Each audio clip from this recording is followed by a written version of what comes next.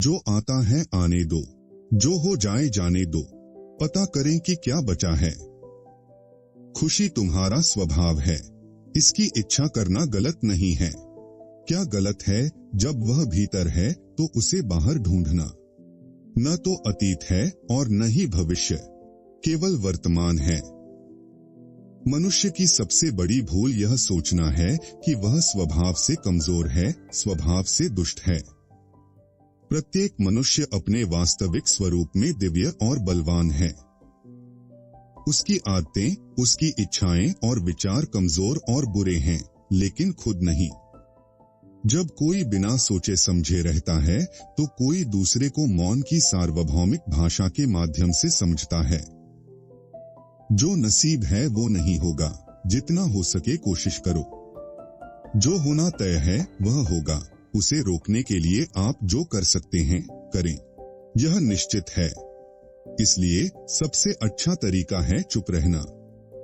अपने सच्चे स्व की खोज किए बिना दुनिया को सुधारना चाहते हैं। यह पत्थरों और कांटों पर चलने के दर्द से बचने के लिए दुनिया को चमड़े से ढकने की कोशिश करने जैसा है। जूते पहनना बहुत आसान है।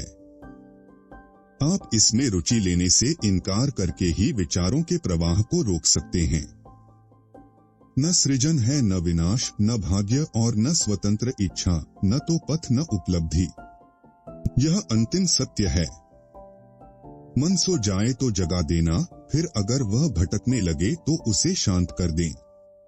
यदि आप उस अवस्था में पहुंच जाते हैं जहां न तो नींद है और न ही मन की गति, तो उस स्थिति में स्थिर रहें। प्राकृतिक वास्तविक अवस्था।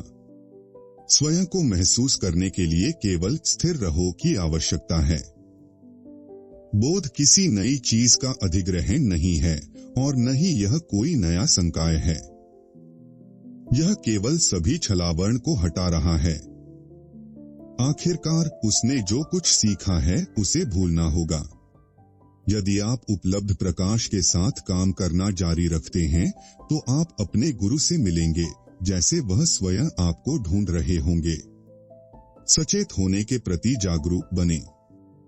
कहो या सोचो मैं हूं और इसमें कुछ भी न जोड़े। मैं हूं के बाद आने वाली शांति से अवगत रहें। अपनी उपस्थिति को महसूस करें। नग्न का अनावरण किया गया, बिना कपड़े वाला अस्तित्व। यह जवान हो या बूढ़ा, अमीर हो या गरीब, अच्छा हो या बुरा, या किसी अन्य गुण से अछूता रहता है। यह समस्त सृष्टि, समस्त रूप का विशाल गर्भ है। समय केवल एक विचार है। यदि आप इसे समय कहते हैं तो यह समय है। अगर तुम इसे अस्तित्व कहें, यह अस्तित्व है, इत्यादि।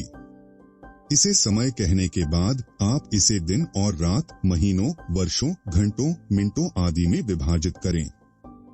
ज्ञान के मार्ग के लिए समय सारहीन है, लेकिन इनमें से कुछ नियम और अनुशासन शुरुआती लोगों के लिए अच्छे हैं। वर्तमान जन्म का एकमात्र उपयोगी उद्देश्य अपने भीतर मुड़ना और स्वयं को महसूस करना है। यदि आप मैं की इस भावना को काफी देर तक और दृढ़ता से धारण करते हैं तो झूठा मैं गायब हो जाएगा। केवल वास्तविक आसन्न में चेतना की अटूट जागरूकता को छोड़कर स्थिर रहो, इस विश्वास के साथ कि आत्मा सब कुछ के रूप में चमकता है, फिर भी कुछ भी नहीं, भीतर, बाहर और हर जगह। अपने काम से मतलब रखो। आप यहाँ किस लिए आए हैं, इसका ख्याल रखें। पहले मैं को खोजो और तुम बाद में अन्य मामलों के बारे में बात कर सकते हो। कोई भी बिना प्रयास के सफल नहीं होता।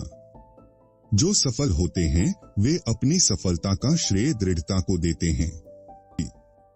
दुनिया में सब कुछ मेरा गुरु था। शुद्ध मन ही ब्रह्मा है, इसलिए यह इस प्रकार है कि ब्रह्मा ऋषि के मन के अलावा अन्य नहीं है। जान लो कि शरीर से तादात्म्य का नाश ही दान, आध्यात्मिक तप और कर्मकांड है। यह पुण्य, दिव्य मिलन और भक्ति है। यह स्वर्ग, धन, शांति और सत्य है। यह अनुग्रह है। यह दिव्य मौन की स्थिति है। यह अमर मृत्यु है। यह ज्ञान, त्याग, अंतिम मुक्ति और आनंद है। आपकी एकाग्रता सांस की तरह आसानी से आनी चाहिए। एक चीज पर खुद को स्थिर करें और उस पर टिके रहने की कोशिश करें, सब ठीक हो जाएगा। ध्यान एक विचार पर टिका हुआ है, वह एक विचार दूसरे विचारों को दूर रखता है। बिखरा हुआ मन उसकी दुर्बलता का परिचायक है, निरंतर ध्यान करने से उसे शक्ति प्राप्त होती है। खोजकर्ता जिज्ञासाओं को खोजने, नई भूमि की खोज करने और रोमांच में जोखिम से गुजरने में खुशी की तलाश करते हैं, वे रोमांचकारी हैं। लेकिन सुख कहाँ मिलता है? केवल भीतर, बाहरी दुनिया में सुख की तलाश नहीं की जानी चाहिए। एक निश्चित समय पर जो सही है उसे करें और उसे पीछे छोड़ दें। आपको रमन महर्षि का कौन सा विचार अच्छा लगा, कमेंट में जरूर बताइए।